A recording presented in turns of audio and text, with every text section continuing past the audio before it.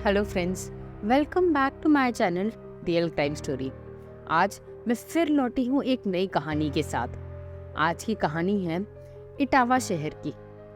कहानी है 2019 की। 14 अक्टूबर 2019 का वो दिन मिश्रा परिवार में मातम बन के छा गया था। ये वो दिन था जो मिश्रा परिवार आज तक नहीं भूल पाए थे। आखिर क्या हुआ था 14 अक्टूबर 2019 को? चलिए आइए जानते हैं, मगर आगे बढ़ने से पहले मेरे चैनल को सब्सक्राइब करना ना भूलें। और अगर आपको मेरी कहानियाँ पसंद आ रही हैं तो उन्हें ज़्यादा से ज़्यादा लाइक और शेयर भी करिए। चलिए दोस्तों, शुरू करते हैं आज की कहानी। आज की कहानी शुरू होती है 14 अक्टूबर 2019 को। उस दिन Etawah police station incharge Anil Mani Tripathi के पास शाम के करीब 6 बजे पुलिस स्टेशन में एक बूढ़ा व्यक्ति बदहवास हालत में पहुंचा। उसके चेहरे पर डर और दुख साफ दिखाई दे रहा था।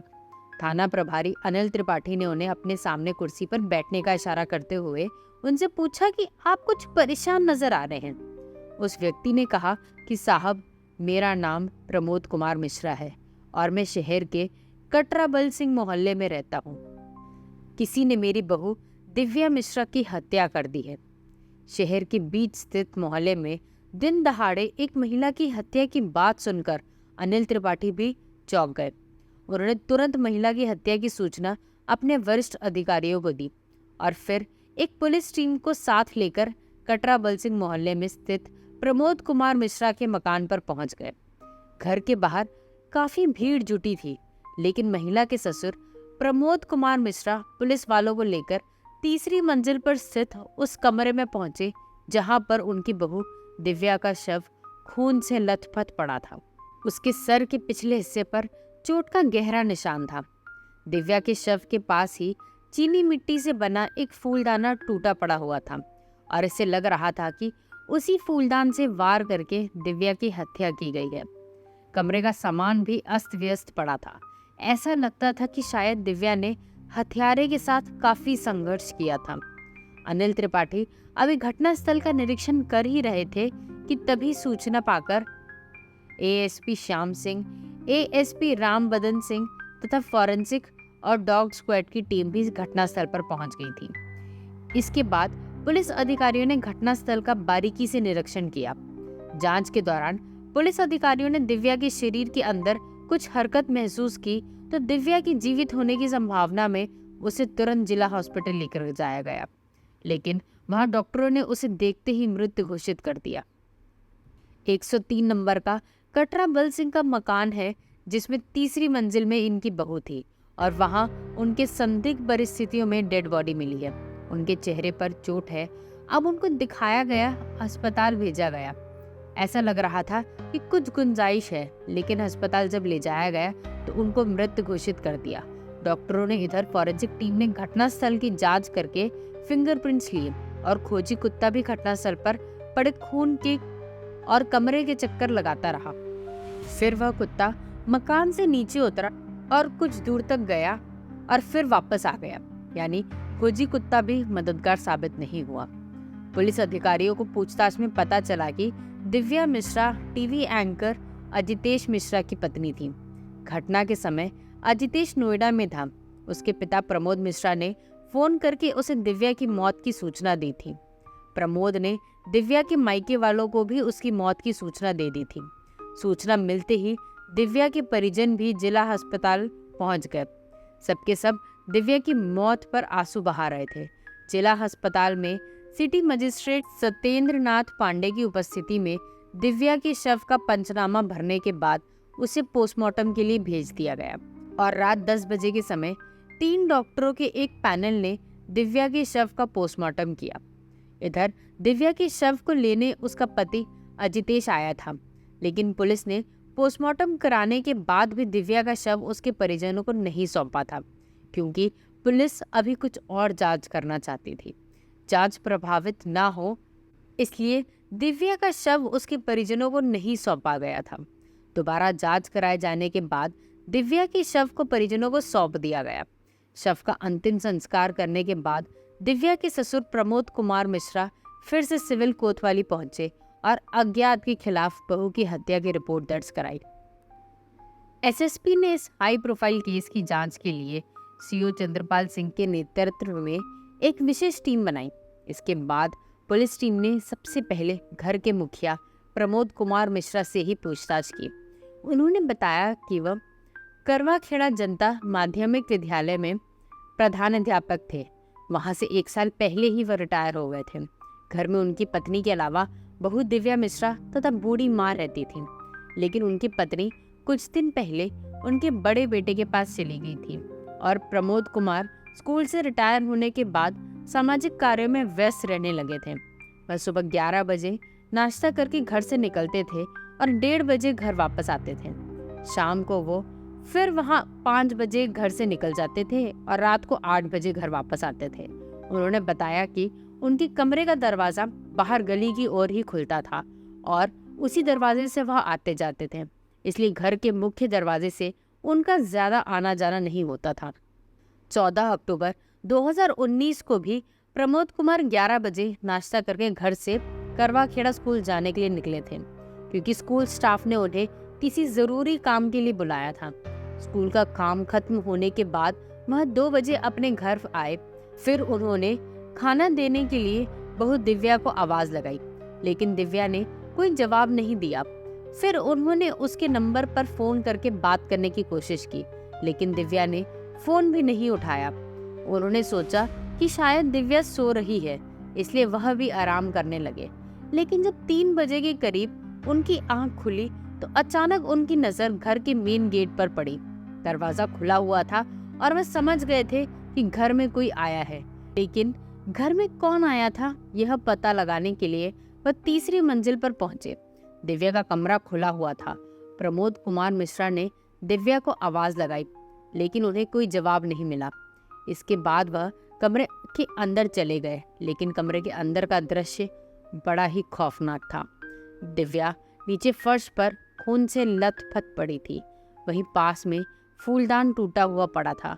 प्रमोद कुमार चीखते चिल्लाते हुए घर से बाहर आए और पड़ोसियों को इस घटना की जानकारी दी। उसके बाद वह सीधा पुलिस स्टेशन पहुंचे। प्रमोद मिश्रा की बात सुनने के बाद पुलिस अधिकारी ने पूछा कि क्या आपको किसी पर शक है या फिर आपके घर पर किसी विशेष व्यक्ति का आना जाना था?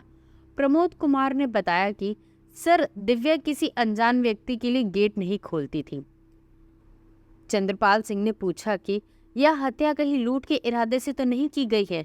उन्होंने कहा कि सर, मैंने सब कुछ चेक कर लिया है, घर में कोई लूटपाट नहीं हुई है। घर का कीमती सामान, गहने तथा नकदी सब सुरक्षित है।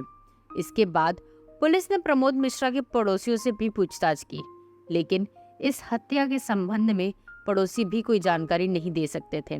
पुलिस ने मृतका दिव्या के भाई सचिन कुमार तथा अन्य परिजनों से भी पूछताछ की।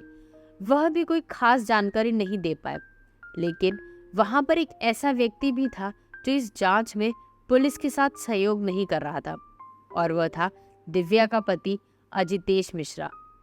पुलिस वाले जब भी उससे पूछताछ करने की कोशिश करते थे, वह बेहोश होने का नाटक करने लगता था। उसके इसी नाटक से पुलिस को उस पर शक होने लगा था। वैसे भी पुलिस टीम को तो इस हत्या में पहले से ही किसी करीबी का हाथ लग रहा था। जब पुलिस ने अजितेश के साथ थोड़ा सख्त रवैया अपनाया, तब जाकर वह कुछ बोला। उसने कहा कि सर, दिव्या से मैं बेहद प्यार करता था। वह भी मुझे बहुत चाहती थी। वह मेरे साथ नोएडा में रहती थी, लेकिन कुछ दिनों पहले मेरी माँ जब बड़े भाई के घर नासिक चली गई, तब मैंने ही दिव्या को अपने दादी और पापा की देखभाल करने के लिए नोएडा से यहाँ भेज दिया था। अब तक पुलिस टीम को दिव्या की पोस्टमार्टम रिपोर्ट भी मिल गई थी। पोस्टमार्टम रिपोर्ट से पता चला कि दिव्या की मौत सर में चोट लगने के कारण हुई थी और उसका गला भी घोटा गया था। क्योंकि पुलिस को मृतका के पति पर भी शक था, इसलिए पुलिस टीम ने अजितेश और दिव्या के मोबाइल फोन की कॉल डिटेल्स निकलवाई और उनकी छानबीन की तो पता चला कि अजितेश 4 मोबाइल नंबरों पर ज्यादा बात करता था, जिनमें एक नंबर उसकी पत्नी दिव्या का था, दूसरा उसके पिता प्रमोद मिश्रा का था, लेकिन तीसरा और चौथा नंबर पुलिस को संदिग्ध लग रहा था। इस संदिग्ध नंबरों के बारे में पूछने पर अजितेश ने बताया कि यह number FM TV news channel में उसके साथ काम करने वाली भावना आर्य का है तथा दूसरा नंबर उसके दोस्त अखिल कुमार का है। लेकिन इन नंबरों में भावना के फोन पर अजितेश की लगभग हर रोज ही बात होती थी। इससे पुलिस को लगा कि कहीं भावना और अजितेश के बीच कोई नाजायज संबंधों का चक्कर तो नहीं है, और यह पता लगाने के लिए पुलिस की एक टीम 16 अक्टूबर 2019 को FM टीवी न्यूज चैनल्स के सेक्टर 63 नोएडा में स्थित ऑफिस पर पहुंची और वहां कई लोगों से पूछताछ की। वहां से पुलिस को पता चला कि भावना और अजितेश के बीच कुछ ज्यादा ही गहरे प्रेम संबंध हैं और इन संबंधों के कारण पति पत्नी के बीच काफी तनाव भी रहता था। साथ ही यह भी पता चला कि अजितेश की पत्नी दिव्या अखिल को अपना मुंह बोला भाई मानती थी और उसे राखी भी बांधती थी। यह पता चलते ही पुलिस ने भावना और अखिल कुमार को उनके कार्यालय से रियासत में लिया और उन्हें इटावा लेकर आ गई। पुलिस ने सिविल कोतवाली में ही दिव्या के पति अजितेश को भी बुला लिया था। पति अजितेश मिश्रा जो कि न्यूज चैनल में काम करते थे, उनको गिरफ्तार किया गया। साथ ही अखिल सिंह जो अजितेश के मित्र हैं, सैम न्यूज चैनल में काम करते थे, उसको गिरफ्तार किया गया और अजितेश की महिला मित्र जो कि सैम न्यूज चैनल में काम करती थी, उसको भी गिरफ्तार किया गया। इसके बाद पुलिस ने सबसे पहले अखिल से पूछताछ की। अखिल पहले तो पुलिस को गुमराह करता रहा। वह यही कहता रहा कि दिव्या उसकी मुंह बोली बहन थी और एक भाई अपनी बहन की हत्या कैसे कर सकता है। लेकिन जब पुलिस ने उस पर थोड़ी सख्ती दिखाई तो वह टूट गया और उसने दिव्या की हत्या का जुर्म स्वीकार कर लिया। अखिल ने बताया कि दिव्या की हत्या का षड्यंत्र उसके पति अजितेश और उसकी प्रेमिका भावना ने रचा था। उन्होंने ही पैसों का लालच देकर उसे दिव्या की हत्या करने के लिए भेजा था। अखिल ने स्वीकार कर लिया था कि दिव्या की हत्या उसने ही की थी। अखिल के बाद अजितेश और भावना ने भी अपना अपराध स्वीकार कर लिया था। भावना ने बताया कि वह अजितेश से प्यार करती थी और वह दोनों शादी करना चाहते थे, लेकिन अजितेश की पत्नी दिव्या उनके प्यार में रोड़ा बनी हुई थी। इसलिए उन दोनों ने अखिलेश को दिव्या की हत्या के लिए पैसों का लालच दिया और उन्होंने उसकी हत्या करवा दी। अजितेश ने बताया कि उनकी शादी को 3 साल बीत चुके थे, लेकिन दिव्या से उसे अभी कोई संतान नहीं हुई थी। इसी बीच साथ में काम करने वाली भावना से अजितेश की दोस्ती हो गई। फिर दोस्ती प्यार में बदल गई और फिर वह दोनों शादी करने के लिए तैयार हो गए। लेकिन इस शादी में दिव्या दीवार बन गई थी, इसलिए उसकी हत्या करने का प्लान इन दोनों ने बनाया और उसे रास्ते से भी हटा दिया। इसके बाद एसएसपी संतोष कुमार मिश्रा ने तुरंत प्रेस कॉन्फ्रेंस आयोजित करके अभियुक्तों को मीडिया के सामने पेश करके इस घटना का खुलासा किया। घटना की गुत्थी यह निकल के आई कि अजितेश के अपने पत्नी से अनबन रहती थी और साथ ही सैम न्यूज चैनल में काम करने वाली महिला मित्र से भी संबंध थे और इन्हीं संबंधों को लेकर के पत्नी से अनबन होने के कारण उन्होंने उसे मित्र अखिल के द्वारा मौत के घाट उतरवाया था।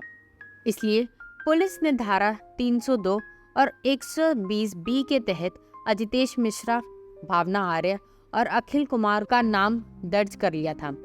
आखिर इस घटना को अंजाम कैसे दिया गया, यह पूरी कहानी में उन्होंने बताया कि 14 अक्टूबर 2019 की सुबह अजितेश ने अखिल को दिव्या की हत्या करने के लिए बस से इटावा भेज दिया और लगभग 7 घंटे का सफर तय करने के बाद दोपहर 12 बजे के समय अखिल कुमार इटावा पहुंच गया। इसी बीच अजितेश अपनी पत्नी दिव्या और पिता प्रमोद से फोन पर बात करता रहा ताकि उन दोनों के बारे में पता चलता रहे कि वह क्या कर रहे हैं और कहां पर हैं। अपने पिता और दिव्या की लोकेशन के बारे में अजितेश अखिल को भी बता रहा था। फिर 1 बजे के आसपास अखिल कुमार कटराबल स्थित में दिव्या के घर पर पहुंचा और उसने डोर बेल बजाई। दिव्या ने तीसरी मंजिल से नीचे झांक कर देखा तो गेट पर उसे उसका मुंह बोला भाई अखिल खड़ा हुआ दिखाई दिया। वो उसे देखकर बहुत खुश हुई और जल्दी से नीचे उतरकर उसने गेट खोला। फिर वह अखिल को अपने कमरे में ले गई। उस समय दिव्या के ससुर प्रमोद कुमार घर पर नहीं थे, वह स्कूल के किसी कार्यक्रम में गए हुए थे। दिव्या ने अखिल के लिए चाय बनाई और अखिल के साथ बैठकर चाय पीने लगी। इसी बीच दिव्या अपनी शादी का एल्बम अखिल को दिखाने लगी और उससे कहने लगी कि वह अपने दोस्त अजितेश को समझाए कि वह भावना से दूर रहे, लेकिन अखिल तो वहां कुछ और ही सोच कर आया था। तभी अखिल की नजर कमरे में रखे चीनी मिट्टी से बने फूलदान पर पड़ी। मौका पाते ही उसने फूलदान उठाया और दिव्या के सर पर जोर से दे मारा। फूलदान के वार से दिव्या का सर फट गया, लेकिन दिव्या को यह समझते देर नहीं लगी कि अखिल को उसकी हत्या करने के लिए ही भेजा गया है। इसलिए वह भी अपना बचाव करने के लिए अखिल से भिड़ गई, लेकिन अधिक खून बहने के कारण दिव्या बेहोश होकर गिर पड़ी। इसी बीच अखिल ने अजितेश को मैसेज करके बताया कि दिव्या की सांसें चल रही हैं। इस पर अजितेश ने मैसेज का जवाब देते हुए कहा कि उसकी सांसें हमेशा के लिए बंद कर दो। इसके बाद अखिल ने दिव्या का सर फर्श पर पटक पटक कर उसकी हत्या कर दी। दिव्या की हत्या करने के बाद वह आराम से गेट खोलकर घर से बाहर निकल गया। फिर बस स्टैंड पर पहुंचकर वह वापस नोएडा चला गया। इधर जब 2 बजे प्रमोद कुमार मिश्रा अपने घर पर पहुंचे तो उन्होंने खाना देने के लिए दिव्या को आवाज लगाई और फोन भी करा, और जब उन्हें कोई जवाब नहीं मिला तो उन्हें लगा कि शायद दिव्या सो रही है, इसलिए वह भी आराम करने के लिए लेट गए। लेकिन जब 1 घंटे बाद वह उठे तो उन्होंने देखा कि घर का मेन गेट खुला हुआ है, जिससे वह समझ गए कि घर पर कोई अंदर आया है। यही पता लगाने जब वह तीसरी मंजिल पर बहू दिव्या के कमरे के बाहर गए और उन्होंने दिव्या को आवाज लगाई, पर जब दिव्या ने आवाज का कोई जवाब नहीं दिया तो अंदर जाकर के उन्होंने जो मंजर देखा उसे देखकर वह चौंक गए। ये सारी पूछताछ के बाद अजितेश मिश्रा, अखिल कुमार और भावना को इटावा कोर्ट में पेश किया, जहां से उन तीनों को जेल भेज दिया गया। तो दोस्तों, ये थी हमारी आज की कहानी। आपको ये कहानी कैसी लगी हमें कमेंट्स करके ज़रूर बताएं, और अगर कहानी पसंद आई है तो ज़्यादा से ज़्यादा इस कहानी को शेयर भी करिए।